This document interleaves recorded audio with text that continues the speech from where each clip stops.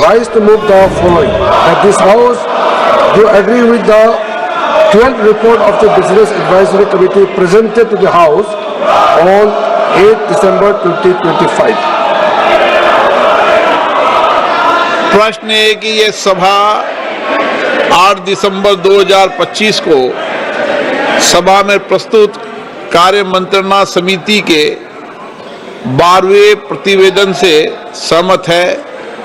जो सदस्य प्रस्ताव के पक्ष में वह हाँ कहें, जो प्रस्ताव के विरोध में ना कहें। मेरे विचार में निर्णय हाँ वालों के पक्ष हुआ, हाँ वालों के पक्ष हुआ, प्रस्ताव को अनुमोदित किया जाता है। माननीय सदस्यगण, जिन माननीय सदस्यों के आज नियम 377 के अधीन मामले उठाने की अनुमति प्रदान की गई है, मैं उन सभी माननीय सदस्यों से आग्रह करता हूं कि वह अपना अनुमोदित पाठ सदन पर पटल पर रखें।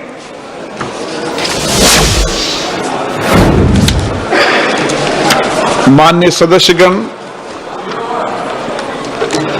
आज चुनाव सुधार जैसे अत्यंत महत्वपूर्ण एवं संवेदनशील विषय पर सदन में चर्चा हो रही है।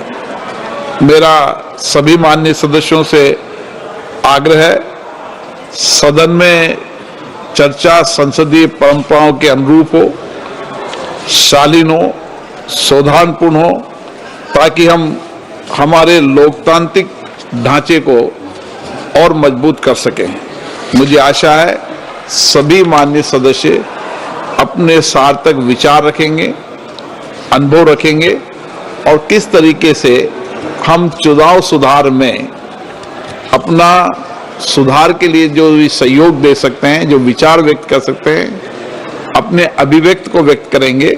लेकिन हमारी कोशिश होनी चाहिए कि हमारी जो लोकतंत्र की संवैधानिक संस्थाएं हैं उन पर आरोप प्रत्यारोप से हमें बचकर चुनाव सुधारों पर ही चर्चा करना चाहिए, ऐसा मेरा आग्रह है। श्री मनीष तिवारी जी। अध्यक्ष महोदय, आपका बहुत बहुत धन्यवाद कि इस अति महत्वपूर्ण चर्चा को आरंभ करने का आपने मुझे ये अवसर प्रदान किया है। भारतीय राष्ट्रीय कांग्रेस के नेतृत्व में जब स्वाधीनता का संग्राम लड़ा गया तो उसके दो बुनियादी लक्ष्य थे। सबसे पहला लक्ष्य कि भारत को आजाद करवाया जाए और दूसरा कि भारत को एक लोकतांत्रिक रूप के देश के रूप में परिवर्तित करके लोगों की जो आशाएं और आकांक्षाएं हैं उनके स्वरूप उन्हें सरकार बनाने का मौका दिया जाए। और जब आजादी की उस लौ को जो संविधान के निर्माता थे उन्होंने राष्ट्र निर्माण में aviation ecosystem. Through our policies, we are encouraging more new airlines to start and operate in India, ensuring fair access to airport capacity and eliminating any possibility of duopoly, controlling connectivity and pricing in our skies. More airlines mean more choice, more affordability and more resilience for the passengers. In the last 1 decade, Indian aviation has evolved to become more inclusive. India has emerged as the world's fastest growing aviation market with year-on-year passenger growth of around 12%. India is already third biggest domestic aviation market with a huge potential for future growth. And the policies of the government will ensure that this growth trajectory is kept intact.